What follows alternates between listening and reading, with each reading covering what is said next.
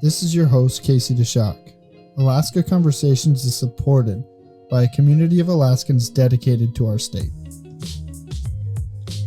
If you'd like to view more information about the show, you can find us at alaskaconversations.com.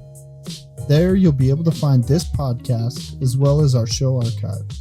The website is another place to find information and data concerning the topics we discuss, events, upcoming guests, and more about Alaska Conversations. If you have a question, comment, topic recommendation, or a suggested guest, you can email contact@alaskaconversations.com.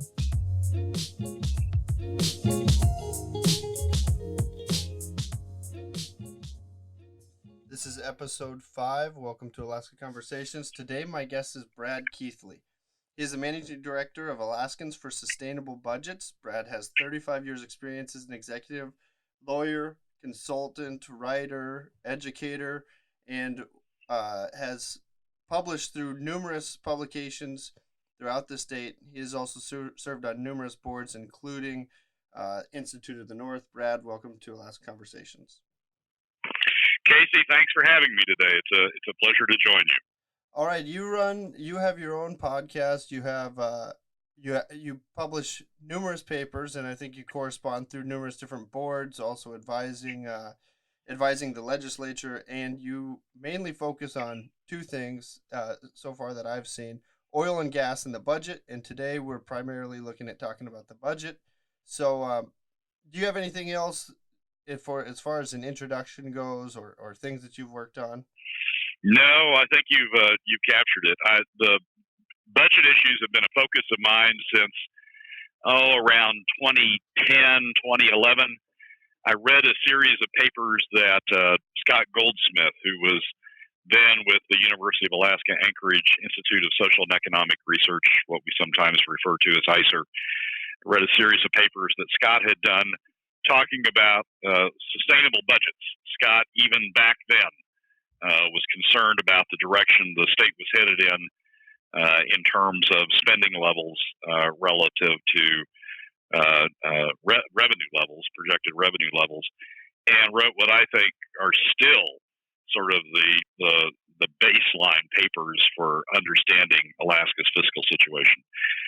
That got me going, started me focusing on fiscal issues, and that's probably been my primary focus professionally since that point.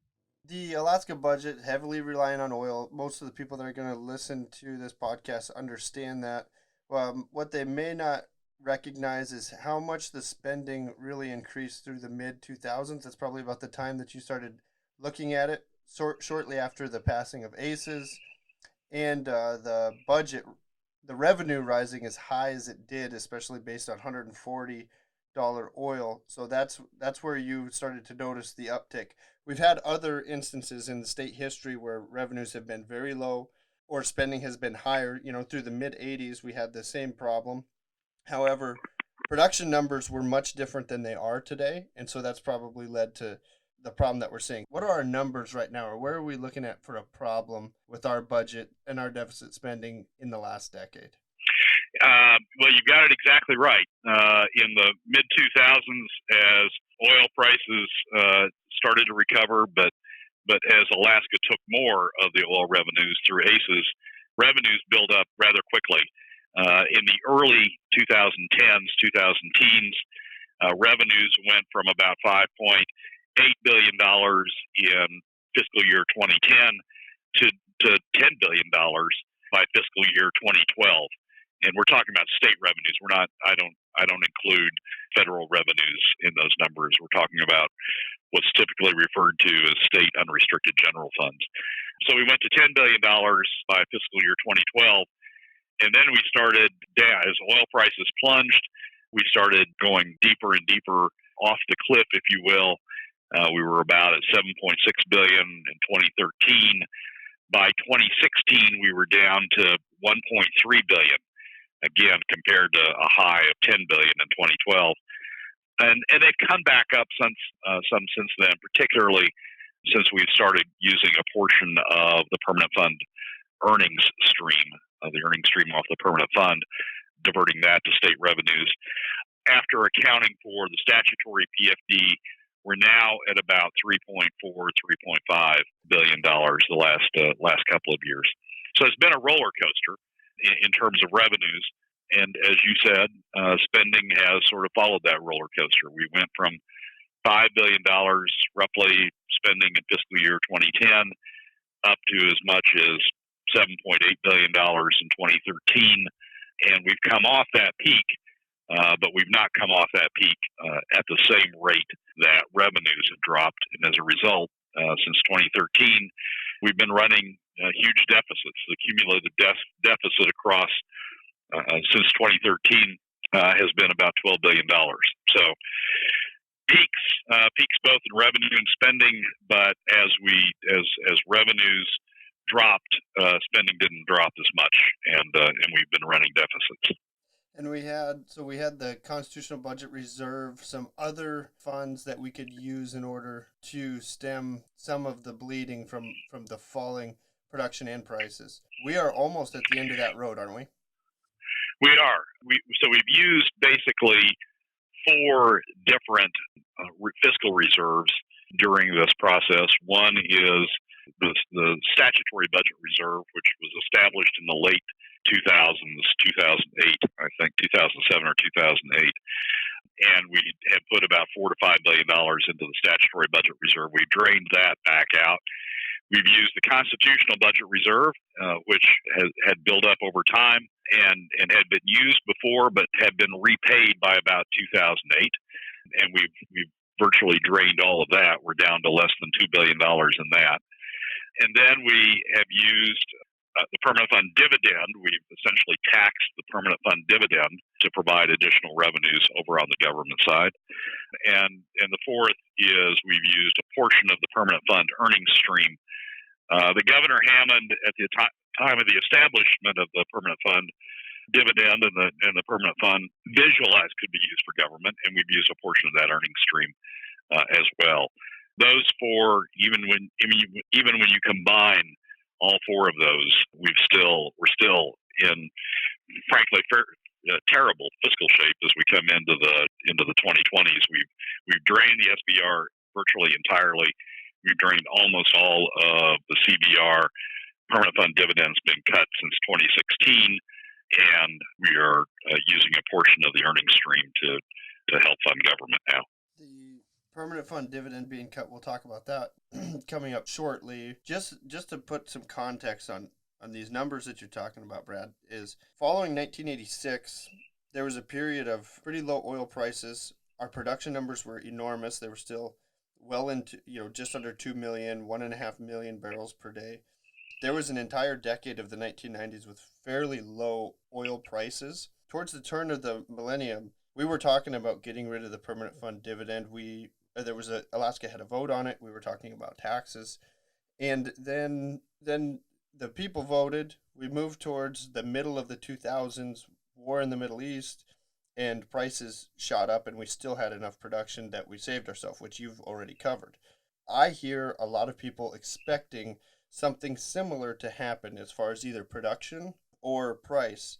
And the two points I want to make and see what you think about this is, number one, a lot of the production that we are seeing growth is going to be in NPRA or potentially INWAR or Outer Continental Shelf, where those barrels don't replace Prudhoe barrels barrel for barrel because there's a different royalty structure.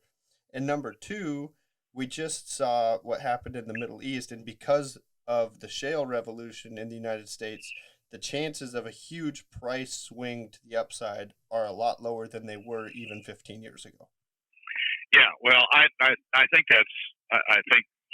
everything you just said is accurate. The best place that I go to look at revenue forecasts is the 10-year plan that the Department of Revenue and the Office of Management and Budget put out every year as part of the budget cycle. The Department of Revenue comes out with a revenue forecast in both the fall and the spring, but the major one's in the fall, and that's shortly before the budget's put out.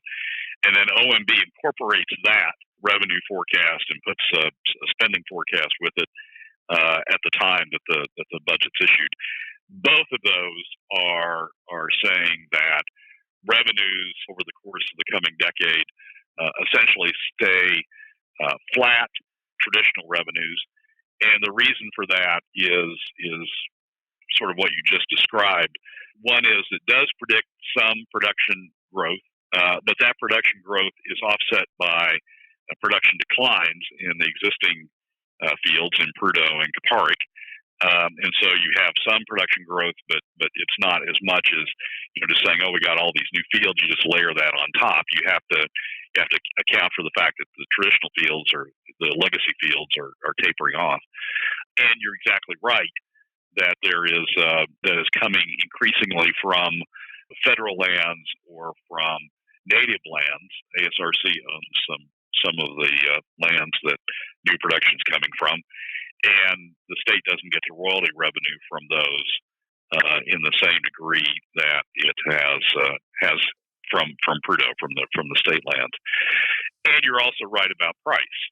The marginal cost, the marginal source of supply in the world today is U.S. shale, and so what's really setting the price is the cost of production, that marginal cost of production from shale. Every time the price sort of spikes above $65, which is generally the marginal cost of production for shale, it comes right back down to that level because the shale producers essentially respond by saying, "Oh, we'll sell more to offset that production that may potentially be taken off someplace else, and we're willing to sell it for $65." So, or in that range.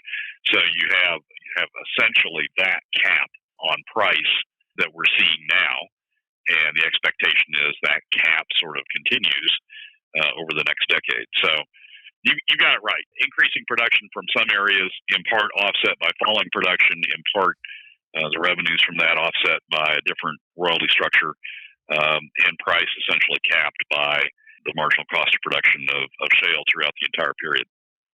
Well, I don't give quite as much credence to the 10-year revenue forecast, and I know that you do, and we'll talk about that shortly. Mainly, I don't have a lot of trust in the ability of us to forecast or to predict what's going to happen. And if you look historically, most of our revenue forecasts and price forecasts have been quite a bit off. It is probably the best document that we have as a planning document, but I don't think that they're very accurate. But you talked about the 4 pots of money that we have to cover the budget. We've determined that, okay, the budget problem is coming to a head. We're not going to be able to do anything else about it. We're going to run out of money to basically put a Band-Aid on everything. So one side would say, why not tap that permanent fund dividend? Isn't it just free money anyways? Isn't that the best way to go about it? Drive that thing down to zero and then move forward from there. Yeah, for those who've read my writing, that's certainly not the position I take.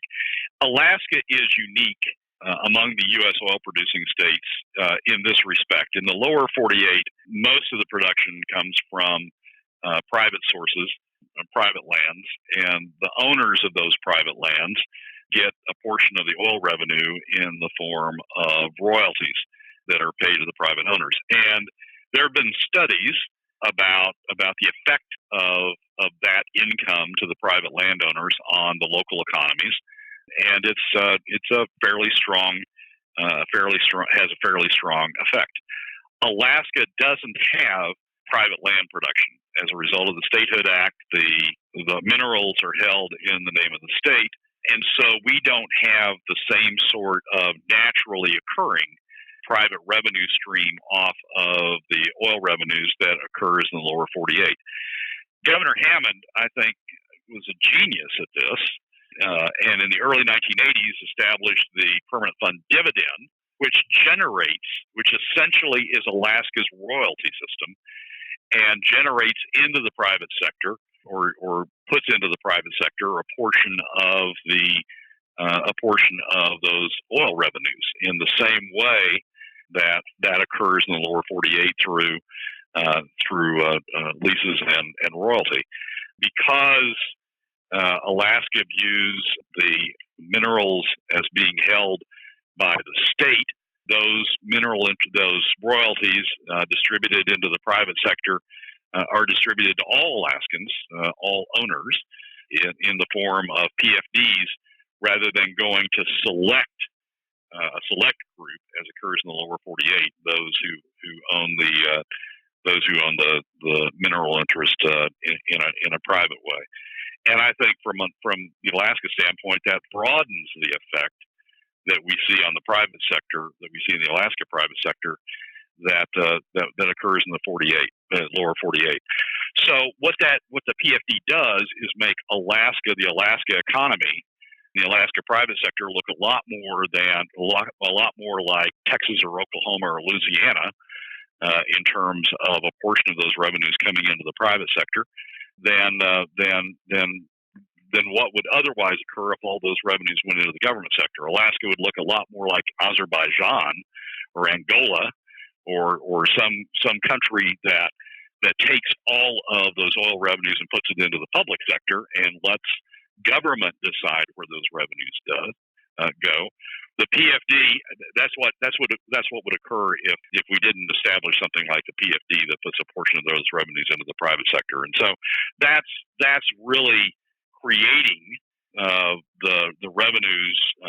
That's really creating a similarity to the lower 48. I don't view, and I know my friends in the lower 48 don't view oil royalties going to the private sector in the lower 48 as free money.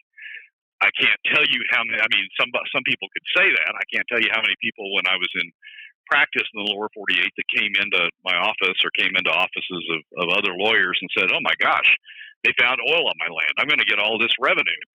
Nobody said, "Oh, that's free money. That should go to the state."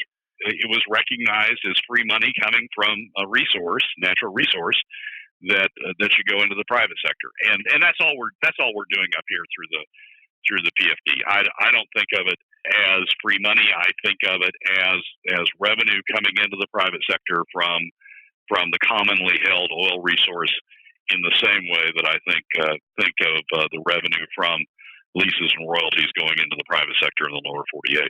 There is the one difference from a mineral rights perspective is I agree with you 100% on what you're saying, Brad. Outside of it, it's the price of the permanent fund dividend check is not reflective of what we would think of as a normal mineral owner. So a normal mineral rights owner would not have the same. The PFD check would not be as large as it is today. And 15 or 20 years ago, the check would have been a lot larger than what we receive. So, it's not an exact match. But when we look at the permanent fund dividend check, I think Jay Heyman was also had a lot of foresight, saying, if we don't have this, or if we give some of the choice to the residents, then the actual permanent fund itself will grow to a size large enough to be able to help support government in the future. I don't know if you've noticed anything in Texas. What I do know is the legacy fund in North Dakota, just something I looked at. When the Bakken really blew up, they decided to begin a legacy fund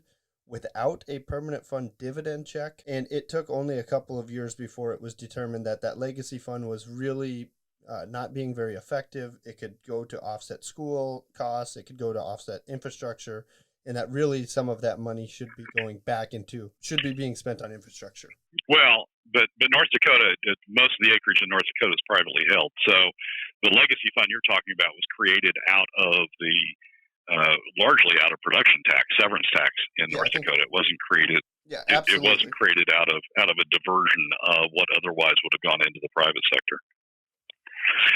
Let me mention one thing about your point. I see your point about that it's an indirect payment to the private sector.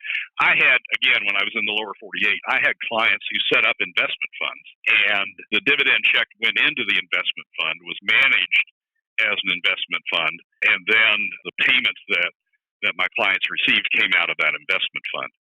And that's essentially what we're doing here. Basically, what we're doing is we're taking the private sector's portion of the mineral wealth or the mineral revenues, putting it into an investment fund, the permanent fund, and then distributing the proceeds, the income stream that's coming off that investment fund. So it's not the common way to do it in the lower 48, but it's not an unheard of way to do it in the lower 48. And again, it's just a way of distributing, in some fashion, distributing the revenues from the mineral wealth to the private sector, to individual owners. It's an interesting view to look at it that way with our economy and how the royalties would be distributed that way. I know that you've used that, talked to the legislature about that, talked to other people about it. Is anybody very receptive to that? Do you think in Juneau that's the way that they view the permanent fund right now, or the dividend itself? Well, I think there's some that do. I think the majority, as we've seen since 2016, I think the majority views it more as government fund. To me, basically, the way that Hammond set this up with the investment fund, it's like the state was viewed as your investment advisor or as your broker. The state made the investments, and the state was responsible for administering those investments and then passing the earnings stream off those investments direct to the mineral interest owners, to the private sector. Basically, in some way, I view that what the state's doing here is the equivalent of your broker for your investment fund. Your broker saying, "Oh, I need a portion of that money. I'm not going to give it to you. I'm going to divert it over to the purposes that I, the broker, need, and I'm going to give you less." The broker in this instance is the government, though, and the government saying, "Oh my gosh, we don't want to cut spending. We need revenues to support this, and hey, we got all this money that's going through our fingers, otherwise headed under statute, otherwise headed to the private sector. We're just going to take a portion of it on its way by and divert it over to government." I think it's been. I think the view by those in Juneau who have supported cutting the PFD is as this money goes by, we ought to take it and use it as opposed to letting it distribute into the private sector. I think that's wrong. I think it's the economic equivalent of a tax. But there are those who certainly take that view. Well, and with it being a tax, you can have a regressive tax, flat tax. You could have a progressive tax. And I find it, and you mentioned this a lot, especially on any of your podcasts, any of these other things, the regressivity of this tax is striking how regressive this is as a tax. And it's also striking how absent anybody is of talking about where the burden of cutting the permanent fund dividend falls. Right. So the regressivity, for those not familiar with the term, a regressive tax is one that takes more as a percent of income from middle and lower income families. So if you've got income in the middle income, it takes a higher percent of your income than it does from the top 20% or those higher up the income stream. And if you look at virtually any day you look at stuff that I post, you can see that I'm using the chart that shows the breakdown of the percent of income that's being taken through PFD cuts by income bracket, and it's taking a huge percent, a much higher percentage, depending upon the size of the PFD cut, as much as 25% of the income of the lower income brackets, and taking 0.2% of the income of the upper income brackets. Hugely regressive. Yeah, I think it's striking. I agree with you, Casey. I think it's striking that people don't want to talk about that. I mean, ICER has in a study that it did in 2016, ICER has said that the PFD cuts have the largest adverse impact on the overall Alaska economy and on Alaska families of any of the revenue options. And people in Juneau will talk about the ICER study, but they'll talk about other parts, and they'll never talk about the regressivity or the adverse impact it has on middle and lower income Alaska families and on the Alaska economy. They don't have a good answer to that, so they just ignore it because they want to take the money, and they just don't want to deal with that issue, so they just ignore it. And to some degree, I think it's been a failure of the Alaska press not to push them on that issue. The Alaska press will just publish articles that say they're going to take the PFD cut, the government needs the money, it's important to fund government, and just sort of repeat whatever the leadership in Juneau says about this issue, as opposed to digging into it and saying, "Hey, this has a hugely regressive effect, and it's adversely affecting the overall Alaska economy and adversely affecting the bulk of Alaska families." There's one Alaska Press article on that from 2007 when Nat Hertz was with the Anchorage Daily News, which at that time was still called the Alaska Dispatch News, I think. And he wrote an article that delved into that regressive effect, but we haven't seen much of any of that discussion out of the press since.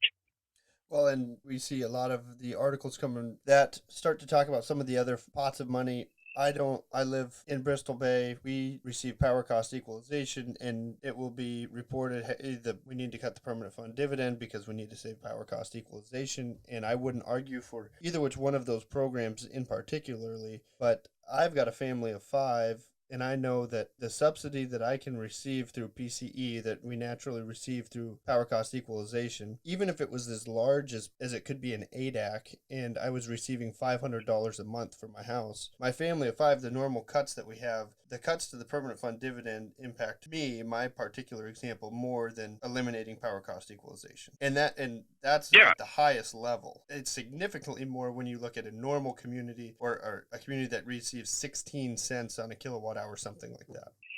Yeah, and so some people will say, well, it's either PFD cuts or it's power cost equalization, and that's not an accurate issue. It's either some additional revenue source or power cost equalization or spending on K through 12 or spending on the university or whatever other spending category there is. There are other ways to raise revenue than through PFD cuts. PFD cuts have the largest adverse impact on the overall Alaska economy and on Alaska families of any of the options.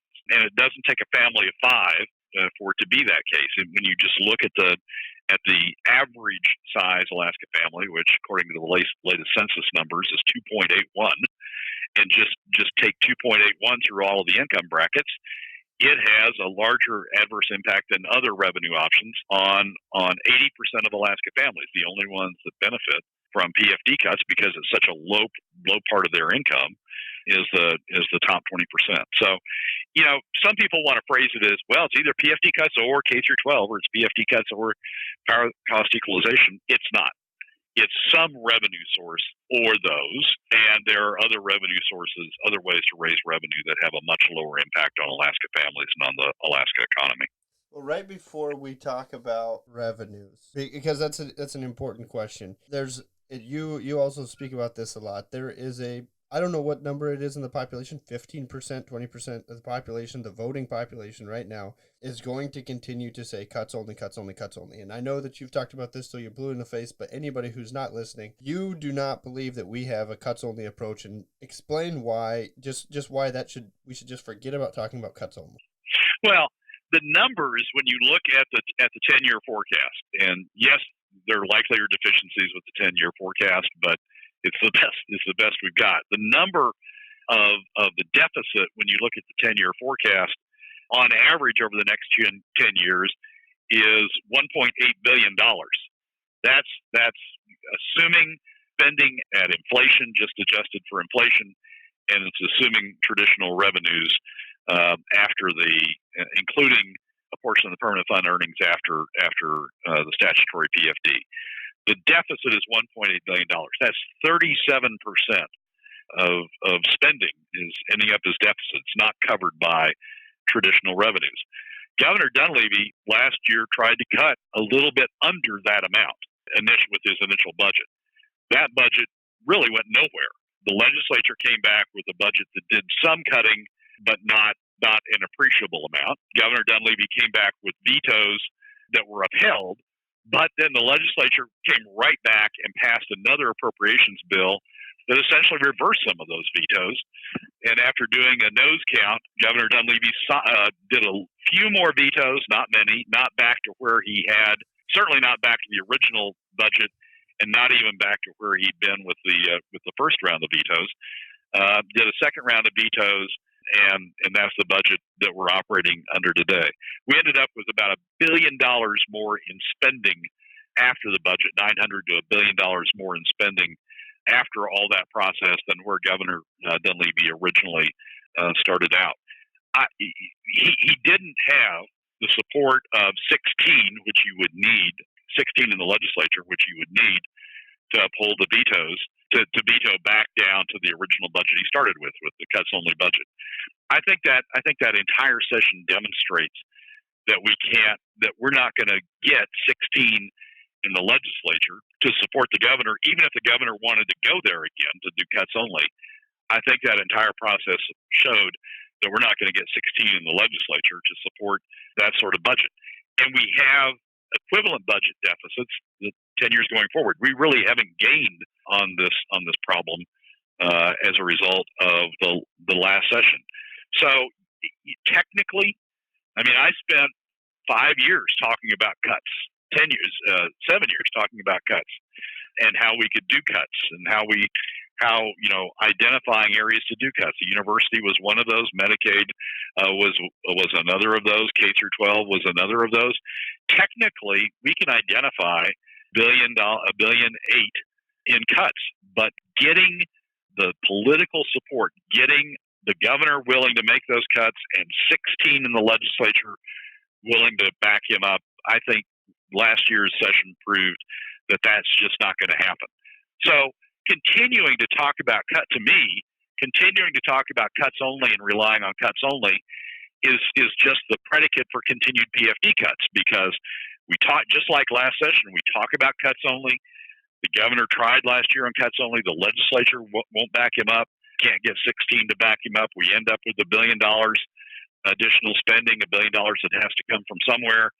And we're right back into PFD cuts because the legislature says, well, we got to have the revenue from someplace. We're going to take it out of the PFD since those are dollars going through our fingers. I just think last session showed it's unrealistic that we're going to get there. So we need to be talking about something that is realistic, something that's doable going forward, some resolution that's doable going forward that doesn't automatically resort to the revenue approach that has the largest adverse impact on the overall Alaska economy and Alaska families. The Alaska electorate is also changing a little bit. You would have to do a lot of convincing to me to say that sometime in the next 4 to 6 years that half of the Mat-Su legislative seats don't turn at least to an independent. They'll take those seats and you'll have less of a strength there. Fairbanks is trending to be more purple. The Kenai Peninsula is trending to be more purple. Rural Alaska has been solidly blue, and Southeast solidly blue. Anchorage is going to be diverse, but South Anchorage conservative strongholds have been trending consistently purple, and that could be a composition of the people that are coming to Alaska to work. Extremely transient state. Within a couple of years, the entire electorate could change. I mean, Alaska could switch from a very red state to a very blue state quickly with the change of a little bit of industry, I believe. Yeah, and it doesn't even need to do that, Casey. I mean, let's assume it stays. Let's assume it stays where it is right now. What happened last session was you had a situation in which the governor made cuts to the university, and some people said, "Great, let's do it." But the bulk of the legislature said, "No, those are too deep," and pushed back on the governor. And so the governor reached his accommodation with the university that cut only half of his original proposal and did that over 3 years as opposed to doing it all at once. And that was, I mean, he didn't have 16 to support him on the level of cuts that he initially proposed to the university. Even conservative members, even the ones that otherwise say cuts only, there was a group of those that said, "Oh, we need to cut something, but we can't cut the university." And you go through all the various subcategories of spending. One I use sometimes is the Arts Council. It's $750,000 to an Alaska Arts Council. If you can't cut the Arts Council, what are you going to be able to cut? And when that came up, there were those in the legislature, including some very conservative members, to otherwise conservative members, who said, "Well, you can't cut the Arts Council." He couldn't get 16 to support him on cutting the Arts Council. So even if we don't have a transition to a more purple state, even if we stay exactly where we are, and frankly, even if we roll back to being more conservative, you can't get 16 for the level of cuts across the board that are needed to get you down to a cuts only resolution. You've always got each of the 60 legislative members have something where they will say, cut everything else, but don't cut this. And by the time you go through the 60 legislators and each of them respecting the other, where a member says you can't cut this, and the other 59 saying, "Okay, well, we won't cut that, but in exchange for that, you can't cut this." By the time you go through that process, you can't have a cuts only budget. So I don't think that the transition to a different political We may be on the path to transition to a different political outlook, but even if we aren't, I don't think we get to a cuts only budget. That's a really pragmatic way to approach it. So if there is no cuts only, we've either got to raise revenue, or the other thing that's overlooked is the state could significantly shift costs to local governments, but there doesn't seem to be much of an appetite for that right now. There's a lot of the state that hasn't formulated boroughs, but a lot of the unorganized borough does not want to formulate a borough right now. Plus, it would be tough to administer. And there's just the normal areas, the papers, the Anchorage Daily News running some of the stories about, look, there's some areas in the Mat-Su that seem to be relatively urban, and they haven't organized into a second or a first-class city. They're not putting in normal money into that a first-class city would into their schools, etc. So there is some cost shifts that the state could pursue, but there's no real appetite, which leaves revenue, and you're an advocate for some form of flat income tax, of which I disagree with you, but let me know why you like the flat income tax. Well, I'm looking for a revenue approach that has the lowest impact, is the fairest, is the most equitable across all income brackets, isn't heavily weighted toward one income bracket or another, isn't regressive, but by the same token isn't progressive. Doesn't say, well, the top 40% has to pay for everything, which is what a progressive tax would be. So I'm looking for one that is equitable across all income brackets, and one that has a low adverse impact on the overall economy. The ICER 2016 study looked at various revenue measures and their impact on the economy, what they did to state income and what they did to state jobs. And it's that analysis that led them to the conclusion that the PFD cuts have the largest adverse impact on the economy. I'm trying to find one that has a low adverse impact on the overall economy. And basically, the broader the base, the more dollars tax base that you spread revenue requirement over, the lower the rate that any one person has to pay. Everybody contributes a little bit. No one income bracket or no one industry has to contribute all of it. And those two drivers, equity and low adverse impact on the economy, low impact on the economy, are the two drivers that I use. I back in from that to the flat tax, because a flat tax takes the same percent from every income bracket. No income bracket, not the low end, not the middle end, not the high income brackets pay more as a percent of income than any other. They all pay the same percent of income. And a flat tax based upon adjusted gross income, which is about $25 billion for Alaska, is the broadest base that you can find without having to create a whole new tax approach for Alaska that would be different from the federal approach or any other state approach. And that $25 billion, if you want to raise $500 million, which is what one of Governor Dunleavy's proposals is, if you want to raise $500 million on a $25 billion base, that's only 2% of adjusted gross income from all Alaskans. If you wanted to do that, if you wanted to raise that same $500 million from a sales tax or from a surcharge on the federal income tax, the tax rates that you'd have to charge would be a lot higher because your base is a lot narrower, and the impact on the economy from that would be a lot more significant. So it's not the drivers are finding something that's equitable and finding something that has the broadest possible base to minimize the impact on any given set of taxpayers or any industry, and that leads me to the flat tax. Where I would disagree with the flat tax is, in theory, I think that the flat tax is plenty fine. I would worry about how long we can keep it flat. So, we'll clearly exempt probably the lowest 10 or 15%. We'll probably exempt Social Security types of payments. We'll probably exempt some pay that is accumulated through the military and drill pay. And with our labor unions, there will be some portions of labor costs that are exempt from the incomes. And then I think it provides a mechanism for somebody to say, look, everybody's paying 2%, but we need, for the top earners, we need to just put one little tick mark, this 0.5%, and it becomes a lever to pull all the time. Not necessarily the case, but that would be my worry. Yeah, and that turns it into a progressive tax. I think there's a basis for a flat tax. I mean, I wouldn't exempt I wouldn't exempt low-income earners. That's a point of controversy between me and some others who have commented on the issue, but I wouldn't exempt low-income earners. Alaska is different in that we have the PFD. And so it's not like we're saying low-income earners, you contribute and you're not getting anything in return. They contribute, and in return, we protect the PFD. The PFD doesn't, we don't have to tax the PFD in order to raise revenue, or we don't tax the PFD in order to raise revenue. We tax their overall income.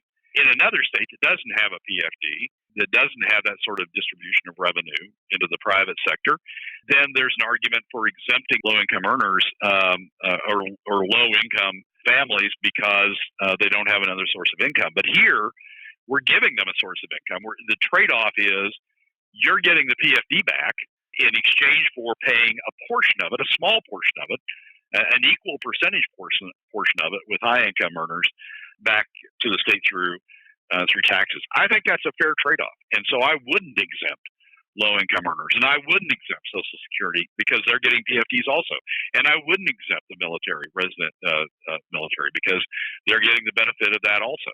So I don't think those exemptions, given the PFD, I don't think those exemptions are justified, and I think we've got a good argument for keeping the tax flat. Will there be a pressure for raising the percentage? Possibly. But there's also a percentage for raising the level of PFD cuts.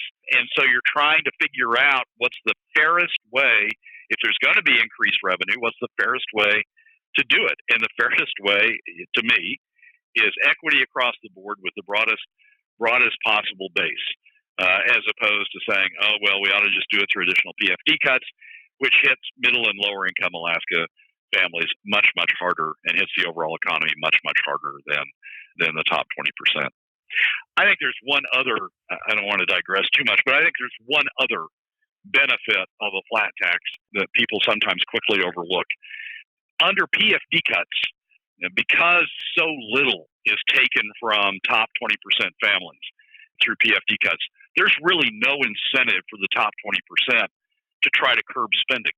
Yes, they will say they don't want to increase spending, but when it comes down to using their political capital, their lobbyists, their legislators, to curb spending, they won't use their political capital to curb spending because there's nothing in it for them. It won't affect their revenue hardly at all to curb spending, and they'll have to use up political capital they might need for some other purpose.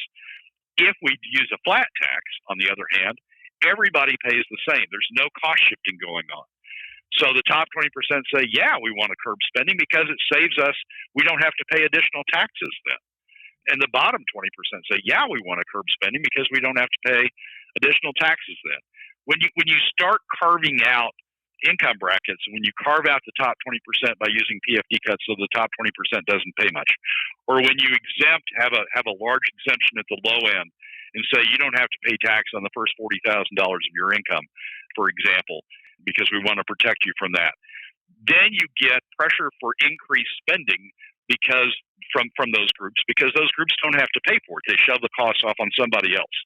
A flat tax, in my view, and I've written a piece on this if anybody ever wants to dig into it, but a flat tax, on my view, optimizes the pressure to keep spending down because everybody has skin in the game and has the same skin in the game in benefiting from holding spending down. Everybody would pay more if spending went up. Everybody benefits in terms of reduced taxes if spending comes down. It's a really good theory, and I would hope that it would work. The one thing that is true about it is right now, I don't think that there's any incentive, like what you're saying, with the top 20%, which is a fluid number, but there isn't right now any incentive for the majority of the affluent people in the state of Alaska relative to government to cut spending. Exactly what you're saying. And it's also, if we're going to raise revenues, we kind of have to do it from either by cutting the permanent fund dividend, as you said, through a flat tax or some sort of income tax, or through a sales tax. The problem with the sales tax, because I know that there's a lot of people that would advocate for a sales tax, the problem with the sales tax is that there's already so many communities that levy a large sales tax. So if you compare it to other states with a statewide sales tax, the sales tax is a very small number, or it's it's not nearly as big as what you would think. So when we already have communities that have 6, 8, 9, 10% sales taxes, sometimes seasonal, sometimes year round, the state is not going to be able to come in and levy a 5 or 6 or 7% sales tax and keep, they're going to end up having to provide services for the community that the community is already providing. So that one becomes very difficult to administer. Yeah, and sales taxes also are regressive. They're like PFD cuts in the sense that they take more as a percent of income from middle and lower income Alaska families. Even with exemptions, I mean, some people say, well, you can cure that by exemptions, exempting food and exempting health care, for example, from coverage by the sales tax, and so that helps. Yeah, it helps flatten the curve a little bit. But the truth of the matter is middle and lower income Alaska families spend a lot more of their income buying goods and services that are subject to a sales tax than upper income families. And as a consequence, the burden of the tax falls harder on middle and lower income Alaska families than it does on the top 20%. Sometimes, and the ICER analysis, the ICER 2016 analysis backs that up. It said after PFD cuts, sales taxes are the second most harmful to middle and lower income Alaska families in terms of revenue. It is, I sometimes refer to the sales tax as the top 20% fallback position. It's not quite as good for them as PFD cuts. It doesn't take as low a percent of their income as PFD cuts, but it takes a much lower percent of their income that it does of middle and lower income Alaska families. It pushes most of the burden of middle and lower income Alaska families. And so even from, you're quite right on the administration standpoint, but also from the equity standpoint, sales taxes, I think, are just a different way of going down the road of trying to shove these costs off mostly off on middle and lower income Alaska families. Brad, one of the other things that you do with Adalaskans for Sustainable Budgets and your other instructing is that you make me live up to my own standards where I like to say that I care about the world as it is, not how I want it to be, and I tend to say, okay, I do not like anything related to the income tax, but I don't like the sales tax, and I don't like the PFD cuts, and I don't like revenue, but we need to balance our budget. And so you realize that, you quickly run out of bullets if you're not looking at this from every side. So going into this session, though, because this is the start of the session this week, the talk is they want to change the statute. I think that's where we're headed. The permanent fund dividend is headed towards a permanent change. And I do believe that any permanent change to the statute as it is now, without significant backlash in the 2020 election, means that the dividend is on its way out soon. That's my guess. Yeah, I wouldn't argue with that. I wouldn't argue that the legislature is going to try to make a change. The question is the degree of the change. Some legislators are hardcore. They want to preserve the statutory PFD as it is. Some legislators are willing to make some change to the PFD. One of those that's been talked about a lot is what the governor's 10-year forecast refers to as POMV 50-50, splitting the POMV draw, the percent of market value draw from the permanent fund, splitting that 50% between Alaska citizens and government. And then you have other legislators, Senator von Imhoff being the prime example of that, Senator Keithley being another example over on the Senate side, that want to cut the PFD down even further. Some talk about 25%, that the POMV would be split 25% to citizens, 75% to government. Senator von Imhoff talks about cutting the PFD down to a leftover approach. That is, government takes everything it needs out of the earnings stream coming from the permanent fund, and the PFD is whatever's left over after government has taken whatever revenue they want. I think there will be an effort to change the PFD this session. The question is there going to be 21 in the House and 11 in the Senate for one particular type of change? You might think that there'd be a majority to go to POMV 50-50 because that's better than where we are under the statutory PFD. But a lot of legislators, Senator von Imhoff, Senator Keithley, doesn't think that doesn't produce enough revenue for government, that they need to go deeper than that. But when you start swinging down to 25-75, you're losing you're losing all the legislators who want to maintain the statutory PFD, and you're losing those who think POMV 50/50 is an acceptable stopping point. It's a question of where you're going to find 21 and 11. Frankly, I'm not sure we find 21 and 11 for any of those options this session, and I'm not sure we end up with clarity to the PFD at the end of this session. I don't know that we're going to. At this point, it appears, and I don't like to talk too much about the actual politics of it, but it appears that it's going to take an election really to move the legislature. We are too evenly split. We're not going to get anything done until after this 2020 election, and we get a better picture of where the representation is, because we're just way too even, cut down the middle. Nobody can agree. Yeah, well, and frankly, Casey, I think it's going to take a total solution. One of the governor's proposals in the OMB 10-year plan has 5 different scenarios, actually 6 because one's split in 2. 6 different scenarios of the way of solving this problem. It goes all the way from cuts only to just taking all of the PFD and adopting the von Imhoff approach. Those are different scenarios the governor's OMB proposal plays out. One of them, I think, has a lot of merit, and it's basically a third. We solve the deficit a third through cuts, which is about $600 million, a third through restructuring the PFD to POMV 50/50, which produces about $600 million a year more money to government, and then a third through new taxes. And I think that's the kind of solution that we're ultimately going to get to. It's going to be an all-in approach that sort of takes a little bit from everybody's idea and gets us to approach. The governor calls it a balanced approach, and I think that's what it's going to take. I don't think that we can solve one piece of the jigsaw puzzle without solving the remainder of it. I think we just continue to have fights about it until we get this all-in solution done.